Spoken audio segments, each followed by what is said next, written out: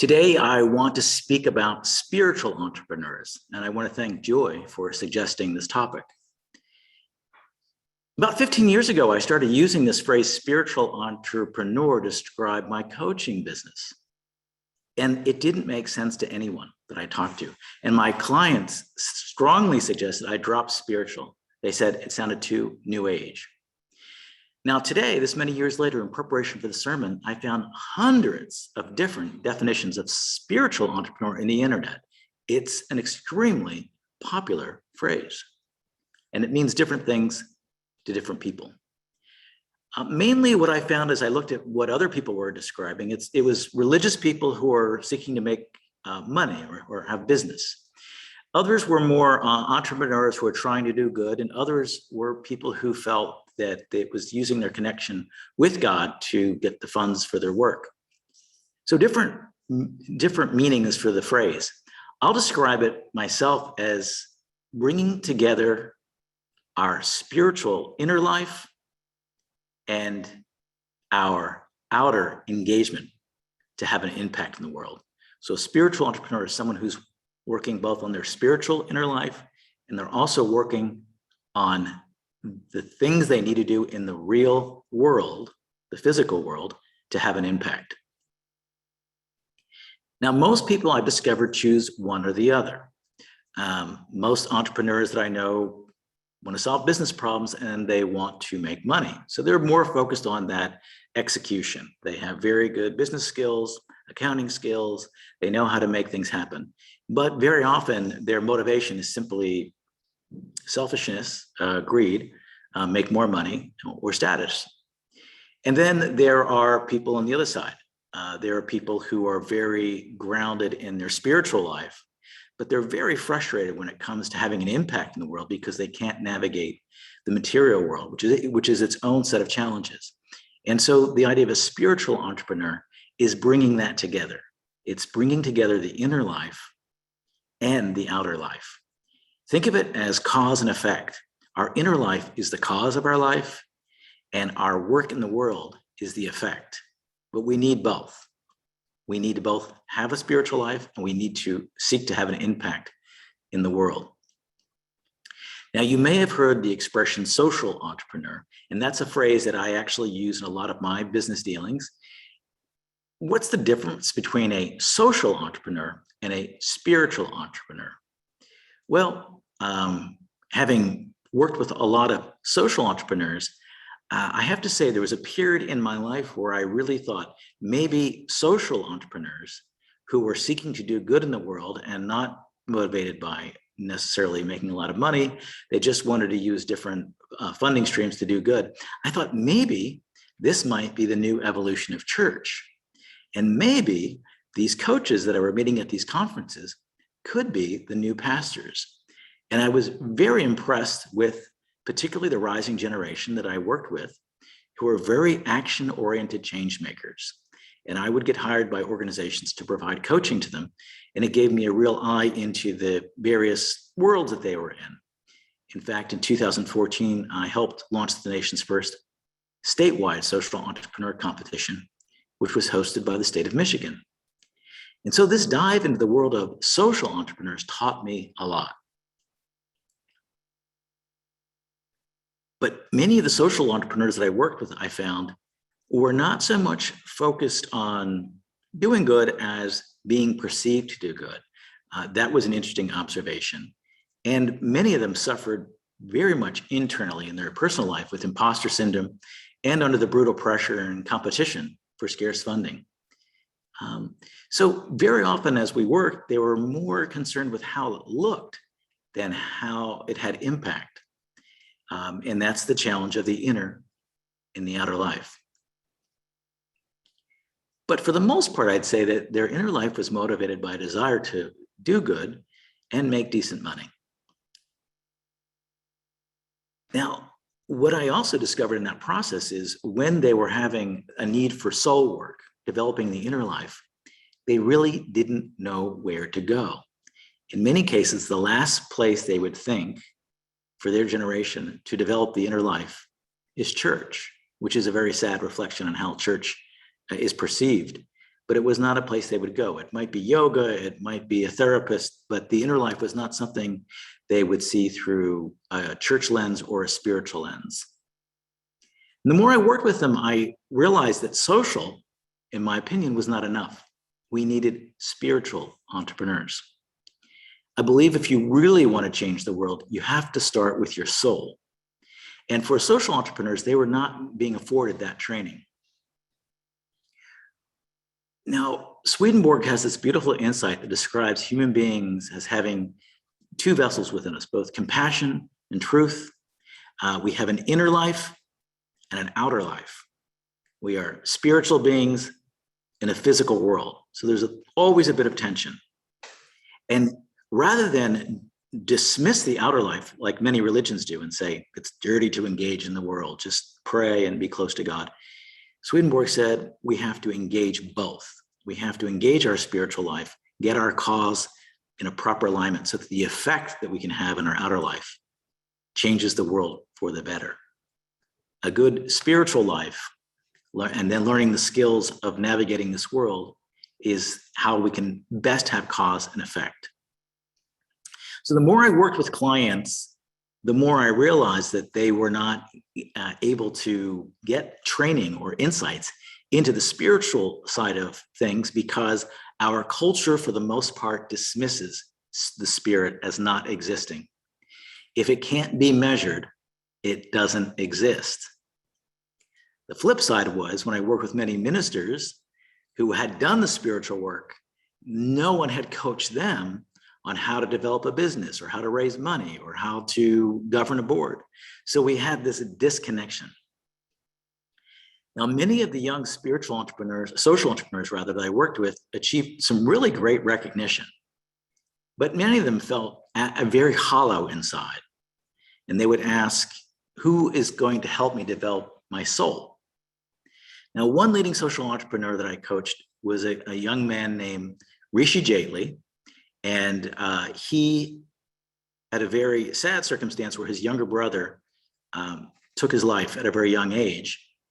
And he wrote a beautiful reflection on it in an article entitled Dreams of My Brother, Reflections on Lost Guilt and the 2010s Culture. And I think he really defines the challenge and the weakness of just a social entrepreneur solution. Rishi is extremely bright, and in no time, as he says in the article, I left my evangelizing job at Google and moved to Detroit to build a nonprofit organization, Michigan Core, founded on the idea that social media fuels positive change. In the ensuing 10 years, I had a front row seat across more vantage points and places than I could imagine, as social media and critically our collective embrace of it ushered in new ways for billions to self-identify, freely express, and civically engage as publishers, but also as performers. In fact, I wasn't just in the front row, he writes. As an entrepreneur in Detroit, a philanthropist at the Knight Foundation, and ultimately as vice president of Twitter, stationed across Asia, I was on a stage with founders, friends, product managers, and presidents, making the case for affirmatively embracing the shiny new age of self. Look no further than the Arab Spring, I would say. But more than an actor, I became part of the problem too. I indulged in publicly hyping my own unproven ideas, thought more about my brand than my being, and found myself passively observing, even critiquing members of my own family from a cold distance measured in more than miles. I didn't merely lionize politicians as part of the past decades of affinity for personalities of cults. I lionized myself.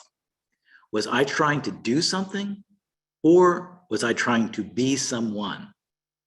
By sharing and engaging, I was giving of myself, or was I, in fact, taking and expecting from others? While cultivating this 2010s brand, did I worry about who couldn't keep up and who I might be misleading and worse, hurting? He continues, in this new age of self, this all heightened dramatically. And then he refers to his brother's passing. Well, alcohol seized him. How many more autopsy reports might read in part, cause of death, culture? It is time we tell ourselves and one another a different American story. A story about goodness shared in the third person, not a story about greatness told in the first person. Well, I thought Rishi's brilliant column, which I will put into the newsletter next week because it's much longer, but I just summed up pieces of it. I think it sums up this challenge. Here's a really great guy, he's doing great things, but where is the training? Where is the insight? Where's the measurement of goodness over greatness of self, as he says? We need soul work married to great business plans and political plans. And we need spiritual entrepreneurs who seek to balance their inner life and their outer life. Here at Church of the Holy City, we have tried to be a hub for spiritual entrepreneurship. We hosted our first gathering of spiritual entrepreneurs in 2016. And we had a realization. The day was hot, and it was so hot that people had to leave the building to cool off. Every time we plugged something in, the electricity went off. We blew fuses. Then our internet didn't work properly. We had to borrow internet from a neighbor. So while there was interest in our hosting events annually, we realized we needed to also do that balance. We couldn't just have the inner life at Church of the Holy City. We had to also work to create the outer life, marrying our compassion with a space that could actually host events. And that's what we've done over these last 4 years. In the last 2 years, we hosted 2 cohorts of spiritual entrepreneurs. And we have a great tradition to build on in our denomination. We think of Helen Keller and Johnny Appleseed, maybe 2 of the nation's greatest spiritual entrepreneurs, and they are from our faith. But here in our little community, we have a group of spiritual entrepreneurs that are working very innovative and visionary plans. Annabelle's vision for an eco-friendly tiny homes, Eleanor's mission to India, Ellie's soap business, Sholanda's mentor program, Maria's media ideas, Skylar's music events, Tony's coffee shops, Scott's work on a new economy, and Sherry is even writing a book about spiritual entrepreneurship. So even in our little community, there's neat to see all these sprouts coming up of trying to answer the question, how can I be useful? Which side do I need to grow, my spiritual life or my business life? So what does Jesus teach us in the gospel today? It's a strange passage for many because it sounds like he's saying, to those who have little, you're going to take it away, and they take that literally. But what Jesus is saying is, don't try to be safe.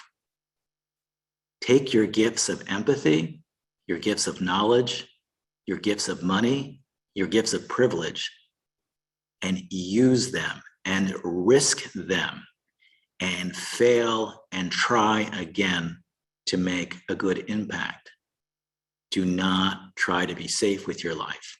Think big, take risks, make mistakes, be an entrepreneur, a spiritual entrepreneur. The gospel ends with a warning that if we try to play it safe and simply preserve what we have, we lose it all. And then Swedenborg in today's reading reminds us that only when we fully embark on improving our inner journey can we impact the outer journey. He says God looks at our lives not as our outward success, but entirely based on our motivations. Did we seek to do good? Did we take chances and use our courage to follow up? It's sort of relieving and at the same time frightening to know that God is looking at our heart and asking, what are you trying to do? What's your true purpose in this work? If it is really to do good for the good sake, the Lord is pleased. Let the ego reasons go. Let go of greed, let go of status. Just do your best for the best impact, and the Lord will multiply it. Spiritual entrepreneurism could really be the medium for how the church and faith evolves. It gets beyond the false teachings that you can be saved simply by saying certain words and that you don't need to be active in loving your neighbor. It also gets beyond the idea that the amount of money you make or the likes you have or the followers you have or the elections you win are any measure of success. Success in this spiritual entrepreneur model involves developing our heart and our head, our inner and our outer life. It's a commitment to God to be of the greatest use for the greatest good and have an impact in our own unique way. So how about you? Where can you grow? Your inner life and a closer relationship with God? Or do you need to get real with this earthly journey and figure out how to have a greater impact? Whatever your challenge is to grow, we can grow both our spiritual life and our impact life. The key is to seek to align our motivations to the Lord, that we're seeking to do good in the world. The world desperately needs spiritual entrepreneurs. And I'm hoping that we, in our small little group here of Church of the Holy City, can be a place to help create, support, and train them. Amen.